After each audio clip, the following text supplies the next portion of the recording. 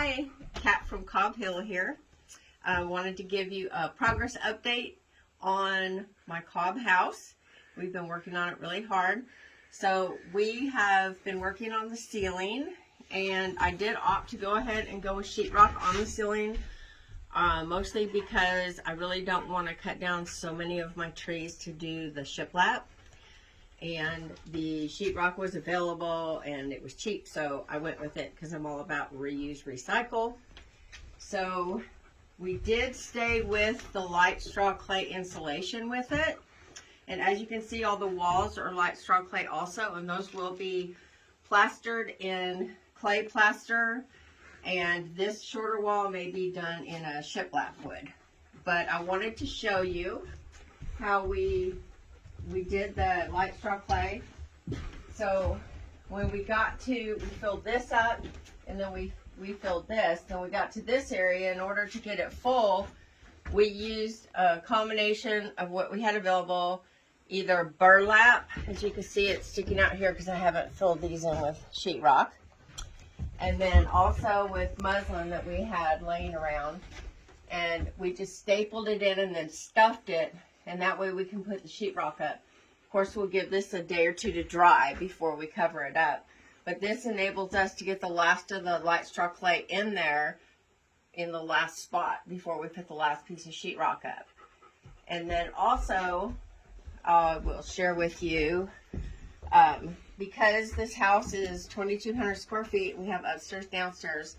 Even though you can't see it right now because we have scaffolding and platforms here for working on the ceiling, there's a big opening, and you can see where the rocket mass heater chimney comes up.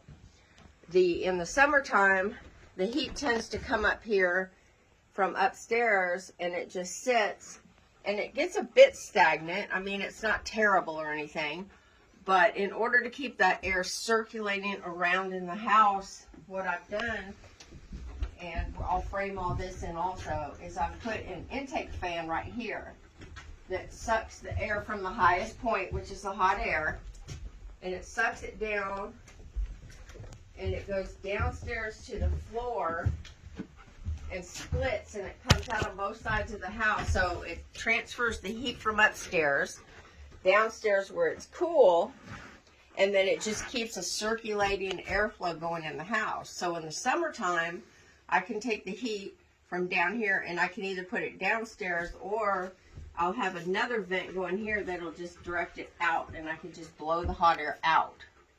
Okay, and then in the summertime, that's done. In the wintertime, we tend to get, I don't know, it's kind of a warmer up here and cool downstairs, but not cold. I mean, it's really tolerable. Honestly, this is the third year of seasons, and I have yet to even kick up the rocket mass heater. Wow. I mean, it's really, really comfortable in here.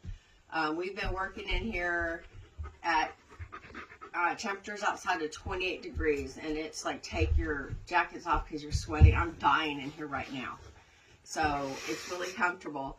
But in the event that we had a day where, okay, I have more heat up here and it's cooler down there, and I want it cooler up here, then I can reverse this and get the cold air sucked from up here and blown up here without having to do central heat and air. It's just a simple fan and ventilation system using dryer duct, and I think it cost me a total of maybe $75 altogether, so pretty cheap way to do it.